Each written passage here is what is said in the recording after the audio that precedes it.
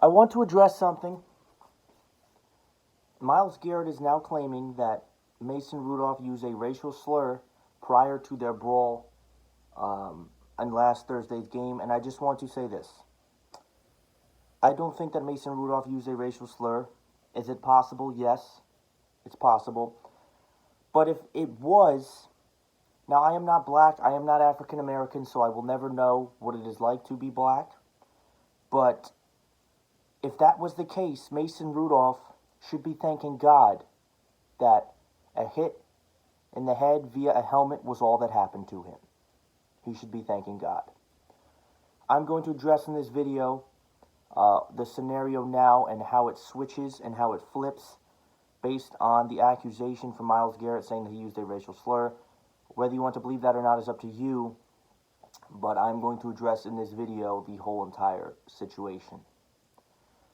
So, after their fight,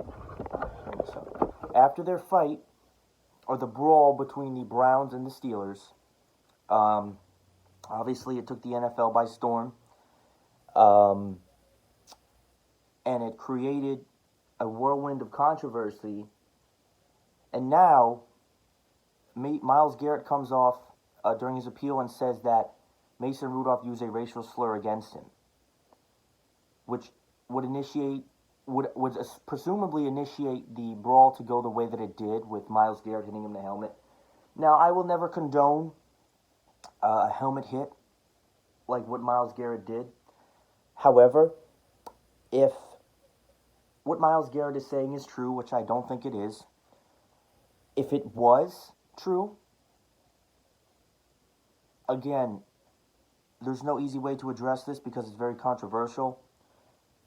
But Mason Rudolph should be very fortunate that that was all that happened.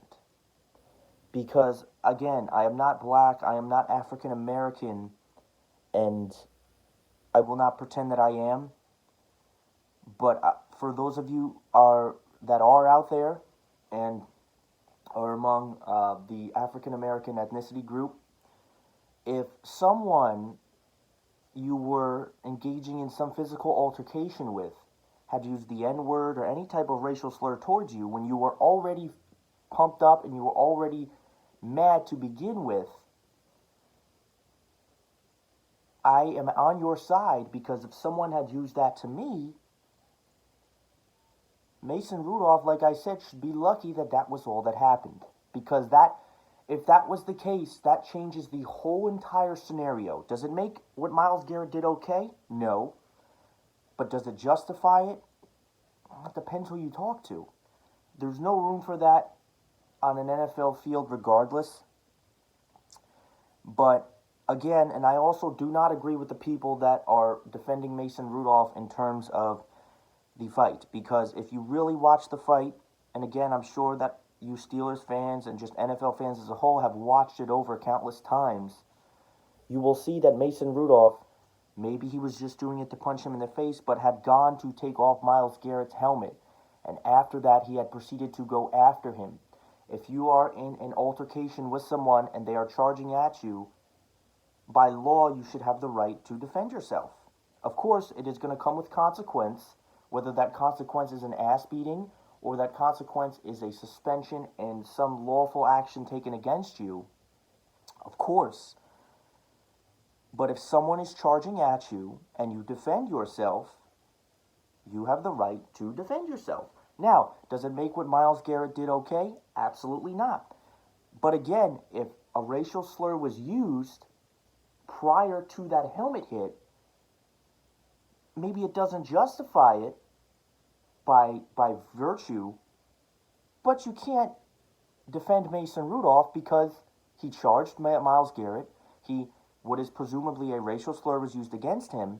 So now you have someone charging at you and potentially yelling racial slurs. Who wouldn't hit Myles Garett in the face? Would I have used the helmet? No. But again, I'm not justifying what Myles Garett did because it was not right, but you can't sit here and 100% defend Mason Rudolph.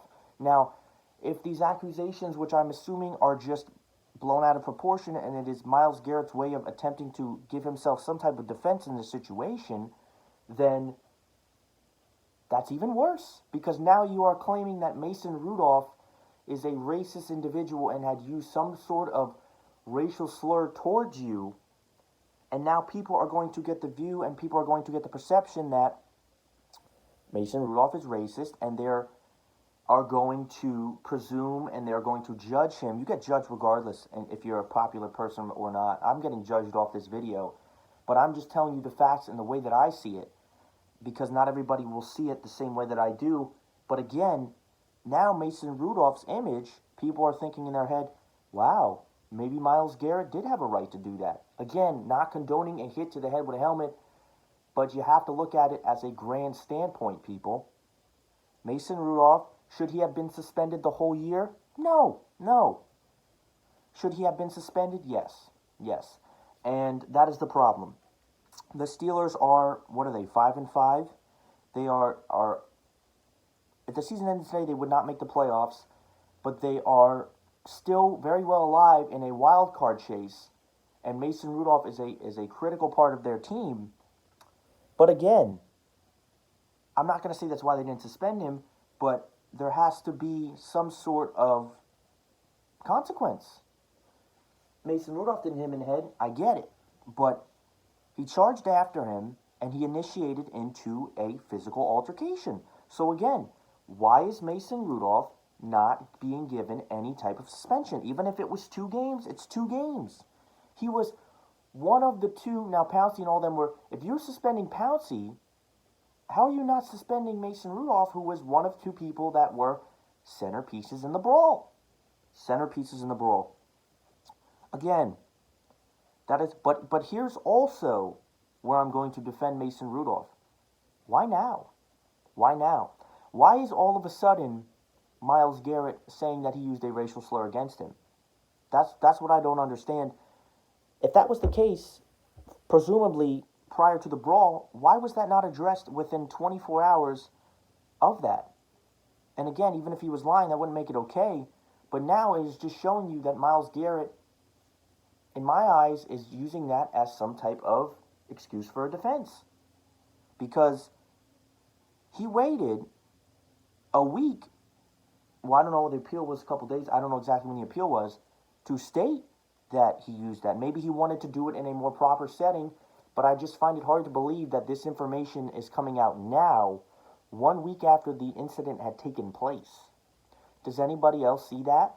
I'm not saying, again, I'm not saying it didn't happen or it was impossible, but I'm just trying to understand why now.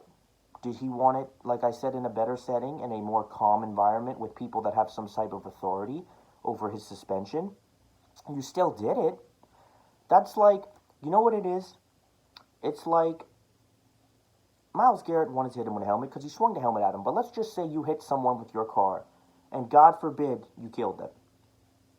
I don't think anybody that hits someone with a car is trying to kill them, but you still did it. So, again, Myles Garett's suspension needs to be upheld, but if this was an honest statement on Myles Garett's behalf, it needs to be looked at in some sort of way. But I think personally it is just a foregone attempt at defense. I am not saying that it didn't happen. It could have happened. And I never put any, I try to give people the benefit of the doubt, but it's very hard to take either person, or not either person, it's hard to take Myles Garett serious. Because if you look at what he said, you look at his past, you look at his history, there's no reason to believe that Mason Rudolph would be lying. There's no reason to believe that Mason Rudolph would do that. Again, it's not foregone, it's not a conclusion. I just thought I wanted to give my insight on that information.